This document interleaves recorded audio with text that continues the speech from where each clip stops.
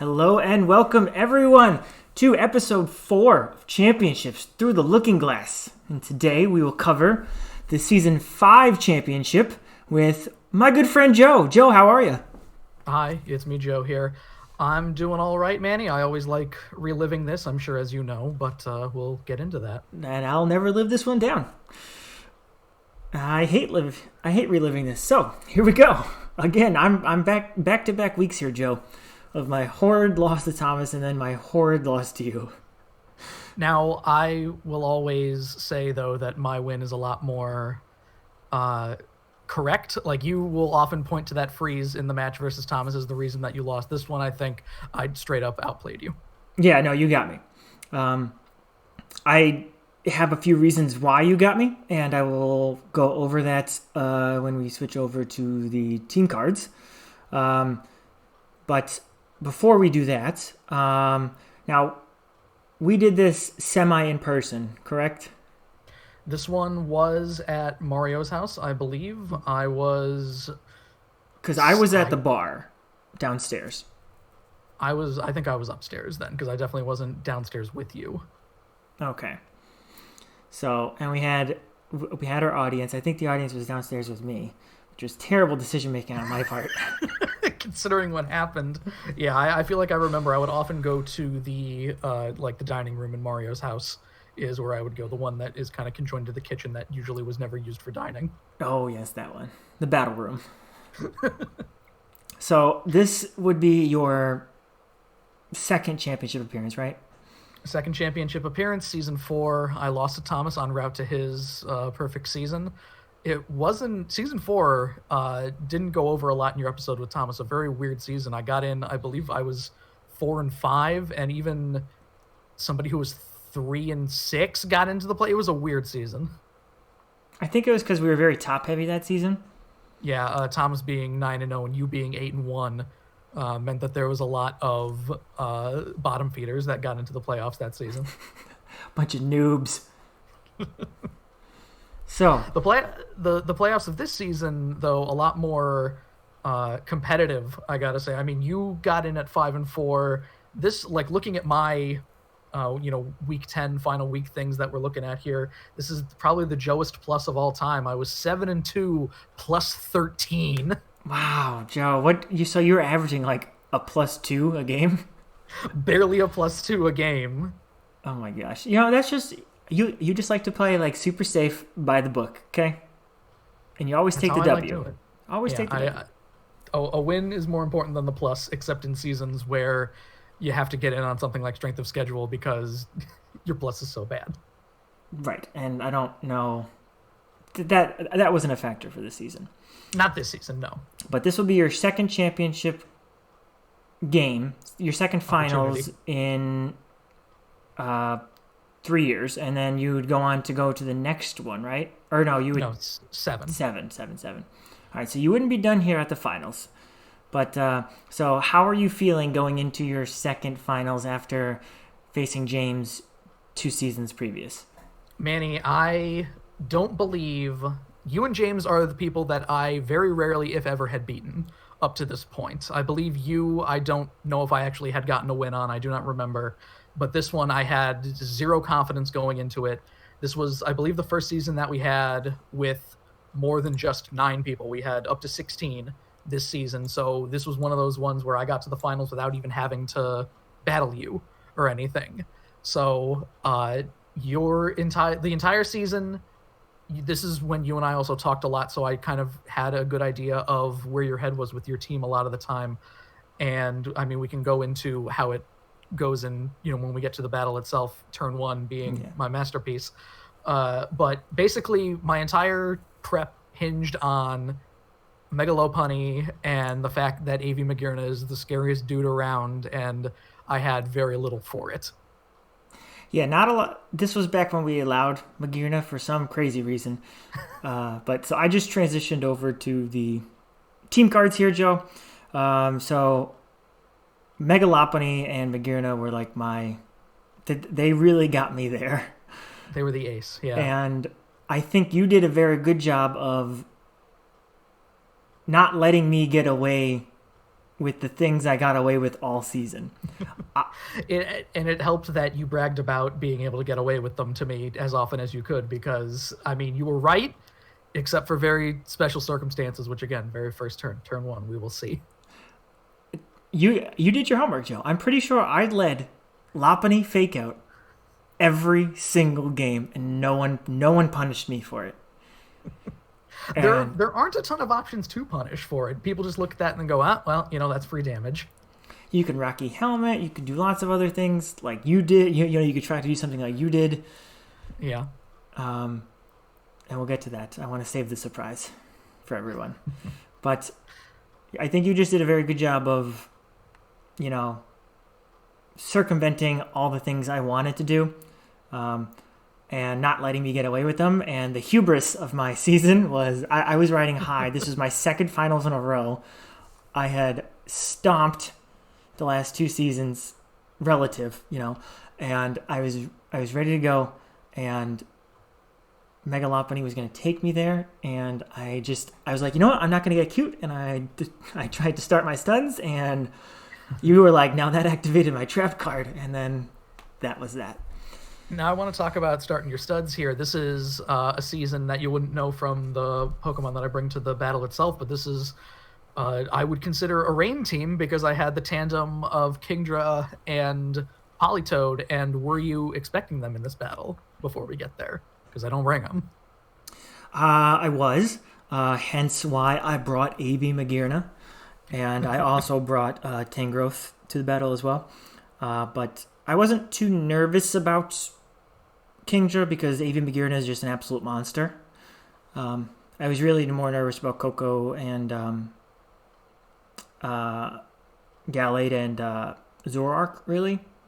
I didn't want to fall prey to Zoroark and then lose because of copycat or disguise or whatever it is. Illusion, that's the word. Yeah, I think that also this is I can say that, Thomas had the team that we moved basically everything up. I think that this is most of the mons that were on my team have stayed in relatively the same spot since, other than maybe Zoroark and Regice, who was also a hero who we will see in this match. But, and Weezing. Weezing was 40 at the time, and will be moving on up to the east side to that deluxe apartment in whatever tier he ends up in Season 12. But yeah, I mean, looking at your team, it's exactly that half your team got moved up. And who else? I think I only had one. I had one guy. I had Girder. I think Girder was the only Pokemon that I used to success. Yeah, that is Girder, Joe, on my team card. That's not... Hey, Girder's fine by me. I loved Girder. I used him to perfection and got him moved up 20 points. And that's all you need sometimes. Yeah, no, but your team was smoking good, Joe. So I'm really surprised we both were able to put these teams together, because this was the first expanded season, right? Yeah, 16 people. Yeah, and looking at these teams, and you were to tell me that this was 16 teams, I don't think I would have believed you. So. We all got better at drafting as we went on, I guess. Yeah, but anyway, let's head over to the battle window so everyone could kind of see what I'm talking about here. So I'm gonna play this on slow, just regular slow, just because I'm really slow. I don't want people to go through 48 minutes of Magearna and Regice slapping each other like wet noodles. So you got to pause after turn one, because that's where the crux of this battle is. Okay, I will play, and here we go. Okay, so turn one.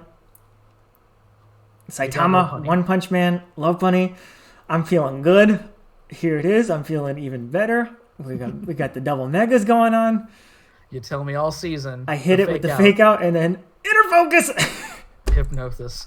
All right, so Quick inner focus on Gallade. There was so many. I was like, all right, I know Manny. He always does Mega Lopunny with fake out turn one to get the damage, because all season it's free damage. And I just kept thinking, what am I gonna do to do something explosive? What can I do to get around this?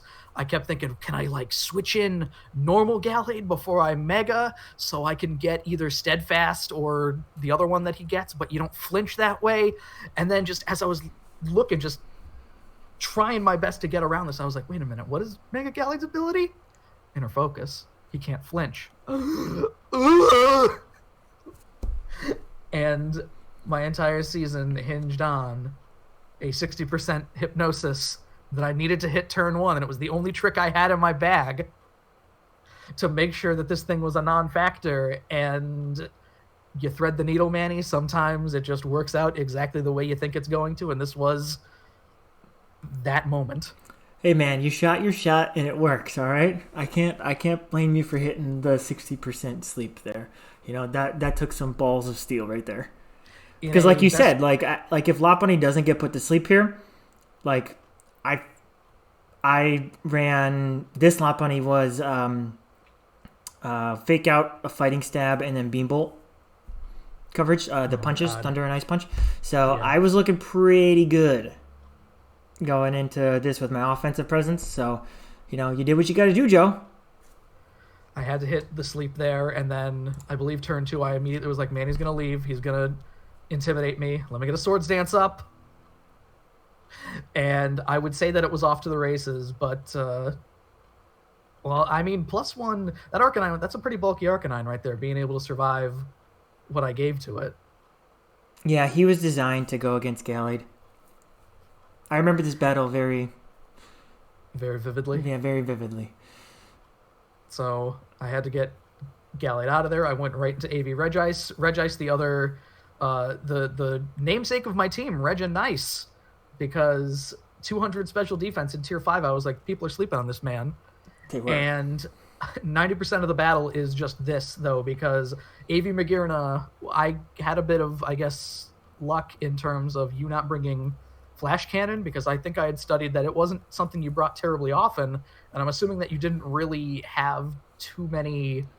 You had options for Regis, like I'm assuming you had, Mega Lopunny here, and you probably wouldn't want to rely on something like Flash Cannon for Regis anyway, so you just didn't bring it. And then when it comes down to it, what else do you have for Regis now that Lopunny and Arcanine are gone, Yeah, I mean that's basically what my whole I knew I could get around Regice with Lopunny and Arcanine. I just didn't think I was going to lose them in the first 3 turns. And there was another freeze there in this battle. I'm sure terrible flashbacks came to you. Threw the GG out when you. I did. I had no way. I had no way at that point of getting around Regice. I had only special attackers left. I had nothing. I had nothing. So you were throwing everyone to the wolves here at this point. Yep. Yeah, where it was, you knew that it was over. You didn't want it to last longer than it needed to, but in Joe fashion, where I'm absolutely not going to lose Mons that I don't need to, or that I'm not going to put Mons in danger that don't need to be endangered, I stay in with Regice. I have to 3-tap poor Nidoqueen here, and then it's just AV Magirna, and is just over and over. Just you click the Thunderbolts. I got to click Ice Beam, or HP Fire, I probably was. And it's a noodle fight until Regice goes down, because in my mind, now Mike will often make fun of me for this, where I could have been a man who got +6 in the finals, because I had many options that I could have done when you were stuck hitting those Thunderbolts. I could have just went into Gliscor and won, but no, I needed, for some reason in my mind, this Magirna, if something happens and it pops off, I'm never going to forgive myself, so yeah, I hey, needed man. to play as safely as possible, and I wanted to end with a little bit of flourish, so I do a Gigavolt Havoc here, and take my soul badge, just snatch it right from you, and I go, it's mine, baby. So sad. Much sad. Oh, So that was a breakout reason for Regice getting to move up to 60, where it stays to this day, which not very well respected at 60 either. I think it can have even better things than that, where just Regice was a star for me all season, and it came in the most clutch. Not even clutch here. It did what it needed to do. The hypnosis was clutch. true. Very true. It was. It wasn't a very long or flashy battle. I'm sure that the live experience was like pulling teeth, but I got it, baby. I did it. Yeah, man. That's all that counts is the final result. Okay. Don't let anyone tell you any different. And And I think I had said too, where if this was the 2 out of 3 environment where we're in now, this is one of those games where I often say when we're doing commentary for the 2 out of 3s now, don't use all your tricks in game one. I used all my tricks in game one here, and you would have probably resoundingly slapped me in 2 and 3. I mean, I'm hoping so. Joe, do you want to run this back right now? Or just kidding. With the badge on the line? Just kidding. Pink slips, Joe. We play for pink slips here, all right? Oh, okay. Pink badge at this point. Yeah, we'll put both of our badges on the line.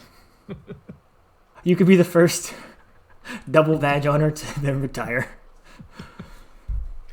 But I was happy with how it turned out. This was another one of those days where we went to Knoebels beforehand. You were not there because I think this was on like a Monday. Yeah. I had real people business. So, Not me, motherfucker. So But, yeah, it was a hard fought battle, I would say, just from the slogging of the Bagirna Regia Ice. But if you're gonna pay 40 points for Regia Ice to do that in the finals, worth, Joe. That's when you type hashtag worth. That's the most value of all time. Then getting around Magirna, if this were King of the Kill, Regia's got, I believe, 4 Mons. Like, everybody who wasn't Arcanine and Magirna was all taken down by Regice. Man. Arcanine, you should have lived. Ugh. God. The hypnosis. I'm still haunted to this day, Joe. And more people, I think, at least in single game scenarios, it's tough. It's tough when to do your tricks, because I know that everybody has sets in their back pocket that they never bring out. But like, all those of you out there who have Mega Gallade, remember Inner Focus might come in handy. Seriously, I mean, Mega Gallade was just, he was on the pain train. Like, Mega Gallade went to how many finals now? Mega Gallade is on a finals team next season, and I believe it got to top 4 in season 7. So this was Mega Gallade was Mr. Irrelevant this season too. I picked him very last of the draft. So from Mr. Irrelevant to now the icon that we use for the league, mostly because, I don't want to say because of this performance, because he did 1 or 2 great things, but wasn't carrying the team here. But for all the teams that he has carried, Mega Gallade, good guy. He has carried some teams. This, I think, stemmed from the conversation we had about in the previous season, in season 4. I think it was Mike or somebody. I told somebody that Garchomp could literally carry a bag of shit to the playoffs. So I drafted Garchomp first, and I was like, I'm going to show everyone, like, Garchomp is going to single-handedly get me to the playoffs. And I mean, my team wasn't terrible, but it did. It did exactly what it was supposed to do. And then I feel like Mega Gallade kind of overtook Garchomp as, like, that. I mean, that's why he's the icon now, Yeah, exactly. It could have been Upside Down Haxorus, but really, what has Upside Down Haxorus ever done for this league? Nothing. Nothing at all, Upside Down Haxorus. Get out of here. You meme. But Joe, so this wouldn't be your last final, so you'd be on cloud 9. You'd be all uppity, and then you would return in 2 seasons. In season 7, the Volcano badge, to play Dan in. Was that the first best out of 3? That was the first best of 3, which again I could have a very similar performance where. I think we've said a few times at this point, like this finals, the previous finals, and the next finals especially, we were like, okay, we can't keep doing best of 1 because it's just they're one-sided curb stomps, and then the first game of season 7 we will end up seeing very similar results, but the man pulls it back. Spoiler alert. Yeah. So I'll talk to Dan and see. Maybe we'll have you on again. Who knows? So you could relive your. My horror. Hey, I mean, it's only right considering you had to do this 2 weeks in a row now that the man on the losing, and I did this for season 3 too, where I had to relive my pain in 2 separate instances and just go, man, what could have been? What could have been, Joe? I'm sitting here reliving these last 2, and I'm just, I'm a tad bit salty, I will say. But you absolutely could have been the Michael Jordan of this league with 3 badges across 5 seasons. I was so close, Joe. But you played out of your mind, and you took advantage of the best of one format, and you brought the shit down. So, congrats to you, again, I guess, for taking me down, Joe. And hopefully I see you again. I would like a commish finals run back, be it. Well, I guess it'd have to be you and Jim at this point, but yeah, I don't really have any plans of unretiring anytime soon. So, You're enjoying the backstage a little too much, are you? I mean, God, can you imagine if I did all the shit that I do now and still battle? No, God, no. You wouldn't go to work. Like, you would just stay home and PFL. Yeah, maybe if I could earn a cool 30,000 a year off this, that'd be a step in the right direction. But I don't think that's happening anytime soon. Something to look forward to, Joe. Your next championship. Dream of the day that you come back, my friend. Okay. They'd really, I mean, Game Freak would have to unfuck this game something fierce, but I mean, we'll see. Yes, they would. Well, Joe, until the day you come back onto, the battlefield and not observing through the battle window, we're signing off here for championships through the looking glass. Do you have anything you want to say before we jet? Everybody have a good time out there, and I was 100% certain you were going to do the thing that I do. Oh, we're out of time. Peace.